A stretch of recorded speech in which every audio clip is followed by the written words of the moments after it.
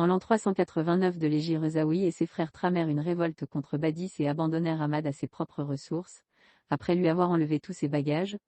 Comme Badis ne pouvait s'occuper d'eux à cause de sa guerre avec Felfoul et avec Yannès, gouverneur de Tripoli, les révoltés profitèrent de son embarras pour donner carrière à leur perversité. Ils portèrent le ravage dans tout le pays et formèrent même une alliance avec Felfoul. En l'an 391, 1004 de JC, ils eurent avec Ahmad une rencontre qui amena la défaite de leurs partisans et coûta la vie à Maxen et à ses deux fils. Zawi se jeta dans le mont Chénois et de là il passa en Espagne avec ses fils, ses neveux et ses gens. El-Mansour ibn Abi Amer, régent de l'Empire omeyyade, accueillit les réfugiés avec empressement et les attacha à sa personne pour en faire les soutiens de son pouvoir, les instruments au moyen desquels il compta établir sa domination sur l'Empire et enlever au calife toute son autorité. À cet effet, il les enrôla dans le corps de Zénatiens et d'autres berbères qu'il avait pris à son service et avec lequel il venait de remplacer la milice du sultan.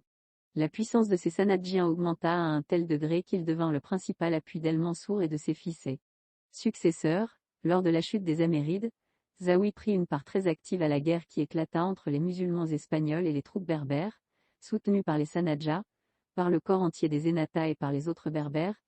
Zawi s'acharna sur la ville de Cordoue jusqu'à ce qu'il parvint à y établir l'autorité d'El-Mostin Soliman, fils d'El-Ekem et petit-fils de Solman ibn Nasser. Ils avaient proclamé ce prince calife et lui avaient juré fidélité. Les berbères emportèrent Cordoue d'assaut, y pénétrèrent avec leur calife, en se livrant à tous les excès. À ce sujet on raconte des choses épouvantables.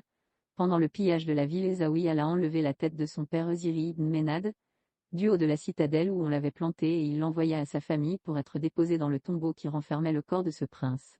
Quand les Hamoudites, famille idrisside, eurent établi leur autorité en Espagne, la désunion se mit entre les Berbères et le feu de la discorde se propagea dans toutes les parties de ce pays. Les chefs berbères et les grands officiers de l'Empire omeyyade se précipitèrent à l'envi sur les villes et les provinces, pendant que les Sanadjiens, déjà maîtres de la campagne d'Elvira, allèrent s'emparer de cette ville. Zawi, le coryphée du parti berbère, fit de Grenade la capitale de ses États, profondément affligé des excès auxquels ses compatriotes s'étaient livrés pendant la guerre civile. Il prit la résolution d'abandonner l'Espagne. En l'an 410 de l'Hégire 1019 à 20, il alla trouver son parent, le sultan de Kairouan, et arrivé dans cette capitale, après une absence de 20 ans, il reçut d'El-Moez ibn Badis. Petit-fils de son frère Bolorine, l'accueil le plus honorable. Ce monarque lui assigna pour demeure un de ses plus beaux palais. Il lui accorde même le premier rang à la cour et la préséance sur tous les autres descendants de Ziri. À l'approche de Zawi, il envoya au-devant de lui toutes les princesses de la famille royale, et l'on raconte qu'il se trouvait parmi elles 1000 individus tellement rapprochés de Zawi par les liens du sang qu'il n'aurait pas pu en prendre une pour femme.